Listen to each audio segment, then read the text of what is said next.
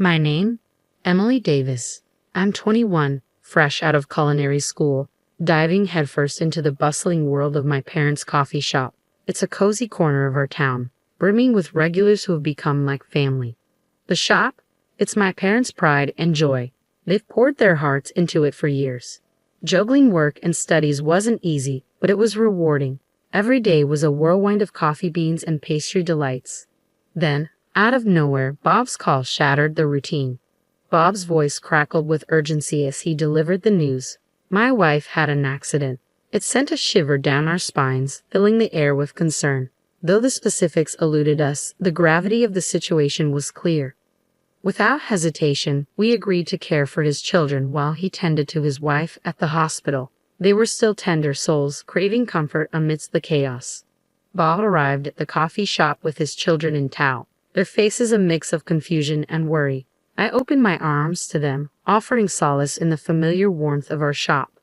Hours later, another call came, this time with a lighter tone. While my sister-in-law was out of immediate danger, her injury required rest. Bob entrusted us with the care of his little ones a while longer, a responsibility we embraced without hesitation. I was caught in a quandary. Between running the coffee shop with my parents and being an employee there myself, juggling childcare every day seemed untenable. After much deliberation, my parents and I reached a compromise. I'd step in for about 2 weeks. Initially, I fretted over my ability to care for my nieces and nephew adequately, but they surprised me, swiftly melting any doubts with their easygoing demeanor. Even in moments of uncertainty, my mother's unwavering support buoyed me. As the weeks rolled by, our routine settled into a comfortable rhythm. Then, just as normalcy began to return, Bob's call shattered the peace once more. His words weighed heavily. My wife's still not herself. Would you mind helping out with the kids when she needs a hand? Caught off guard, I wrestled with the request, but the thought of my nieces and nephew needing care nudged me towards a decision. I can manage on occasion, I finally conceded. Soon enough, a message arrived from my sister-in-law. Could you watch the kids tomorrow? With a resigned nod, I replied, of course. The day my sister-in-law sought my aid, I embarked on a whirlwind of responsibilities. Mornings meant ferrying my nephews to kindergarten, followed by afternoons of tending to them at home. Mom popped in from time to time, offering her reassurance. Evenings saw us immersed in the bedtime routine, eagerly awaiting Bob's arrival. With a sigh of relief, I handed over dinner, courtesy of Mom, as Bob collected the children, grateful for the respite. Despite the exhaustion and doubts creeping in, abandoning Bob's family was never an option. Both Mom and I rallied, doing what we could to ease their burden. Then, like déjà vu, another message from my sister-in-law arrived. Could you lend a hand with the kids again? The cycle repeated, just as before. In the morning, I set off to collect the children, making my way to the familiar grounds of the kindergarten. The teachers greeted me warmly, smoothing the drop-off process. With cheerful farewells, the boys bounded off to join their peers, leaving me to assist at the cafe my parents managed. Time flew by, and soon it was time to retrieve the children once more. Dad's reminder snapped me into action, and I hurriedly made my exit from the cafe. Arriving at the kindergarten, I found a small crowd already gathered. Amidst the chatter, a voice called out, "Emily." I spun around to find myself face to face with a familiar figure from my school days. Ashley. The surprise painted across my features mirrored hers. It was an unexpected reunion indeed. "Long time no see," she exclaimed, her smile infectious. It turned out her child was also enrolled at the same kindergarten as my nephews. Though eager to catch up, the bustling atmosphere wasn't conducive to lingering conversations. We swiftly exchanged contact details before parting ways. The following day brought a pleasant surprise. Ashley appeared at the cafe during my shift. Sensing the opportunity, my parents graciously encouraged us to take a breather from our duties and catch up when the rush subsided. I gladly seized the chance to reconnect with Ashley. Ashley's fondness for our cafe warmed my heart, yet her demeanor shifted suddenly, as if a weighty memory had resurfaced. "By the way, I spotted your nephew's mom the other day," she disclosed, her tone serious. I was taken aback by the unexpected turn in conversation, simply nodding in response. "Really?" "Yeah, I didn't approach her, but I've spoken to her before, so I'm certain it was her." "But there's something—" Ashley hesitated. searching for the right words. Intrigued, I encouraged her to continue. What she revealed left me stunned, and it seemed my mom had overheard Ashley's revelation, our eyes locked in silent understanding. After Ashley departed, I turned to Mom, eager to hear her thoughts on the matter. "We'll keep an eye on things for a bit longer," Mom suggested, and I nodded in agreement. But then, out of the blue, my phone rang, flashing Bob's name. I couldn't answer right away, and by the time I noticed the missed calls, I was already calling him back. "What's going on?" I asked, confusion lacing my tone. What happened?" Bob's voice brimmed with restrained frustration. As he recounted the situation, anger simmered beneath his words. It turned out he'd returned home to retrieve something forgotten, only to find the kids alone in a supposedly empty house. Shock gripped me at the gravity of his story. Yet amidst it all, I couldn't shake the question. Why was I the target of his fury? My inquiry seemed to stoke Bob's anger even further. Bob's accusation hit me like a punch to the gut, leaving me speechless. Yet amidst the shock, I found the strength to defend myself. "I understand your frustration, but your wife must have misunderstood," I countered. "I did receive her message, but I explained that I couldn't manage today. With Mom falling ill unexpectedly, we're short-staffed at the cafe. I simply couldn't leave." There was a brief silence on Bob's end before he questioned, but my wife mentioned something else. "She claims that every time she asks for your help with the kids, you demand payment. Is this true?" My voice rose in frustration mid-conversation. "What? That's not true. I've never once demanded payment for looking after the kids. Mom can vouch for that. If you're unsure, why not ask her?" My retort hung heavy in the air, leaving Bob speechless. Finally, he murmured, "So what's this about the money my wife mentioned?" "I honestly don't know. You should discuss it with her," I replied firmly. Bob's tone softened, wariness seeping through. "I'll do that," he conceded. Despite my reservations, I couldn't hold back any longer, not after hearing the ongoing conversation. I felt compelled to share what I'd learned from Ashley. Bob's response was heavy with exhaustion. "Let me mull it over," he sighed and ended the call. As the dust settled, concern for Bob nagged at me. I confided in Mom about our conversation, seeking solace in her presence. Days ticked by without a word from Bob, leaving us uneasy. Then, just when we thought the dust had settled, another message from Bob's wife arrived, requesting my help with the kids as usual. Initially, I hesitated. The recent revelations left a bitter taste in my mouth, making me question my willingness to continue helping. But Mom intervened. Mom advised me to reach out to Bob before responding to his wife, so I promptly forwarded the message to him. Within minutes, Bob's reply arrived. It was evident he had been grappling with his emotions, but my message seemed to provide some clarity. With Bob's feelings in mind, I responded to his wife with a simple okay and proceeded to collect the kids as usual. After dropping the children off at kindergarten, I made a crucial call. Hanging up, I steeled myself for what lay ahead. Everything was set in motion. Upon arriving at the cafe, I found Bob already there, his face etched with tension. It was a stark departure from his usual demeanor, leaving me uncertain of how to approach him. But before I could ponder further, Mom stepped forward. "I'll handle the kids," she assured Bob, her tone firm yet comforting. "You need to focus on resolving things with your wife. Emily, I'm trusting you." Bob's reaction to Mom's words was palpable as he nodded in acknowledgement. Returning the nod, I affirmed, "Okay, I'm on my way." We made our way to Bob's house together, a silent understanding passing between us.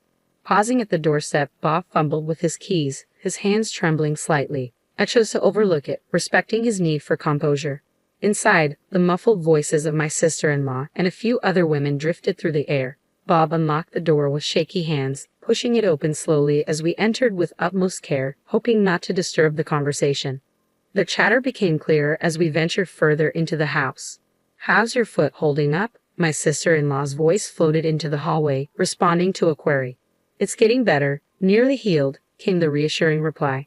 Oh, realization dawned on me. The odd sensation I'd been experiencing lately suddenly made sense. Briefly distracted, I quickly refocused, tuning back into my sister-in-law's conversation. "But once my foot's back to normal, Bob will start expecting me to pitch in more, and I won't get to relax like I do now." "Ah, yes, your sister-in-law and her parents have been a huge help with the kids, haven't they? You're really fortunate." "Absolutely," came the response, tinged with sarcasm. It's a real stroke of luck to have Emily, the perpetually single and unemployed homebody, always at our beck and call. My sister-in-law's words ignited a simmering fury within me.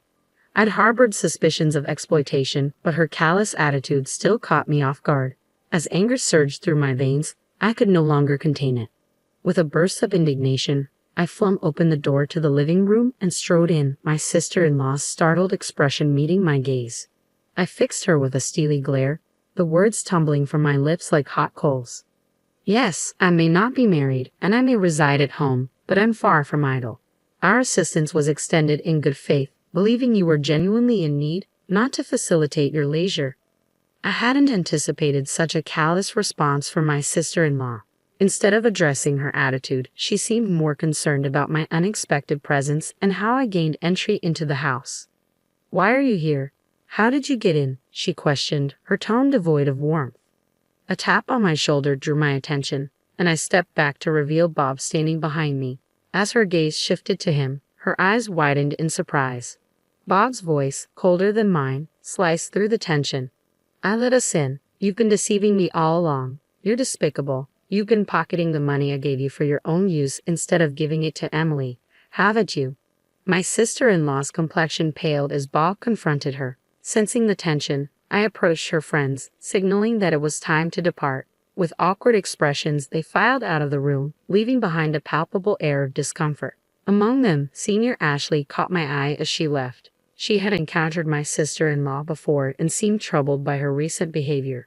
Our unexpected encounter sparked a conversation, and Ashley offered her assistance in resolving the situation. Once the room emptied, my sister-in-law's tears began to flow as she opened up. In summary, she explained that since the birth of their second child, managing childcare had become increasingly challenging.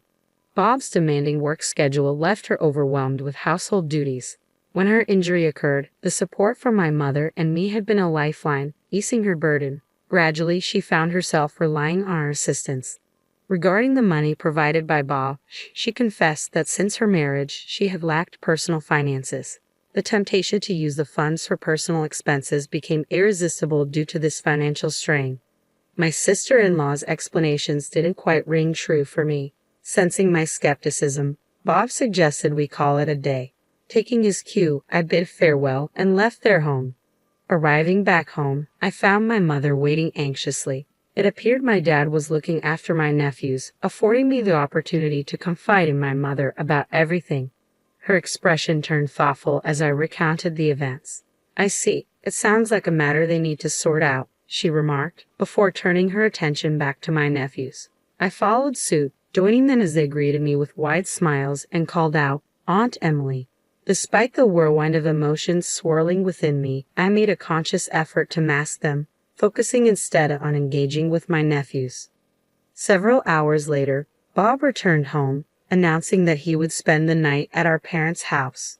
My mother, seemingly grasping Bob's intentions, simply nodded in acknowledgement. After tucking his children into bed, Bob sat down with our parents and me to explain his decision.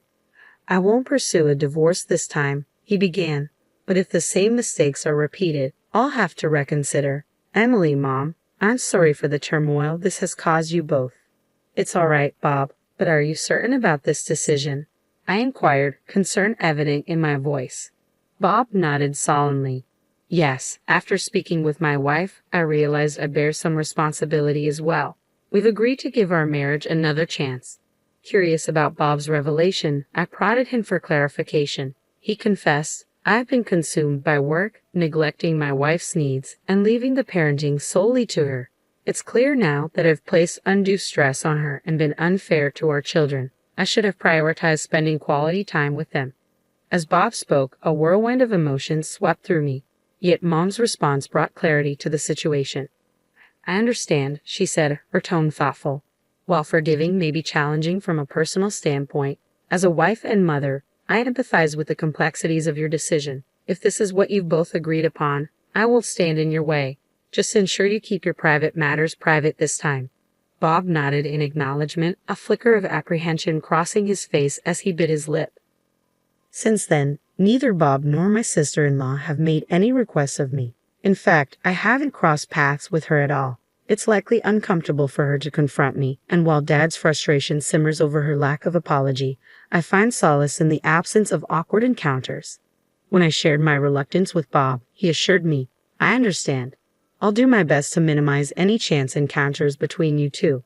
Thanks to his efforts, my routine gradually regained its familiar rhythm. At the chime of the doorbell, I turned, only to find Bob standing there with my nephews in tow. Releasing Bob's hand, the kids darted toward me, their voices ringing out joyfully, calling my name. "Aunt Emily!" My nephews' cheerful voices rang out as they rushed into my arms. With a warm smile, I embraced them, relishing their affection. As the kids chatted with my parents over slices of cake, Bob leaned in, his voice low and earnest. He confided that while my sister-in-law was remorseful, she harbored reservations about the children's fondness for me, preferring they avoid seeing me. Hearing this, I couldn't help but feel a twinge of resentment towards her. After all, she had brought this upon herself. Though I knew there might come a time when I have to confront her again, for now, the wounds of the past remained fresh. It seemed unlikely that I would soon forget what my sister-in-law had put me through.